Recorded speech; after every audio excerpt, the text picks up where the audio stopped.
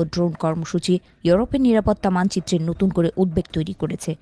2 March প্রকাশিত এক বিশ্লেষণে প্রতিরক্ষা বিষয়ক প্ল্যাটফর্ম ডিফেন্স এক্সপ্রেস সতর্ক জানিয়েছে, ইরানের কিছু মধ্যম ও দীর্ঘ পাল্লার ব্যালিস্টিক ক্ষেপণাস্ত্র তাত্ত্বিকভাবে ইউরোপের বিভিন্ন রাজধানী পর্যন্ত পৌঁছাতে সক্ষম। ইতোমধ্যে মধ্যপ্রাচ্য জুড়ে 770টির বেশি ব্যালিস্টিক ক্ষেপণাস্ত্র এবং 900র বেশি ড্রোন ব্যবহার করা হয়েছে বলে প্রতিবেদনে উল্লেখ করা হয়।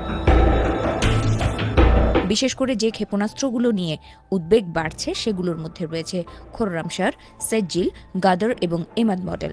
এগুলোর কার্যকর পাল্লা প্রায় 2000 কিলোমিটার। খোররামশার ক্ষেপণাস্ত্রের ওয়ারহেড প্রায় 1800 কিলোগ্রাম পর্যন্ত বহন করতে পারে। ইরানের উত্তর পশ্চিমাঞ্চল থেকে উৎক্ষেপণ করা হলে 2000 কিলোমিটার ব্যাসার্ধের মধ্যে গ্রিস, বুলগেরিয়া, রোমানিয়া, ইউক্রেন ও মলদোভা পড়ছে।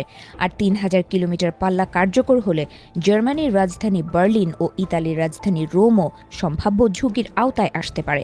ব্যালিস্টিক ক্ষেপণাস্ত্র ছাড়াও ইরানের হাতে রয়েছে সৌমার ক্রুজ ক্ষেপণাস্ত্র, যার পাল্লা 2 থেকে 3000 কিলোমিটার বলে ধারণা করা হয়। দীর্ঘ পাল্লার ড্রোন কর্মসূচিও তেহরানের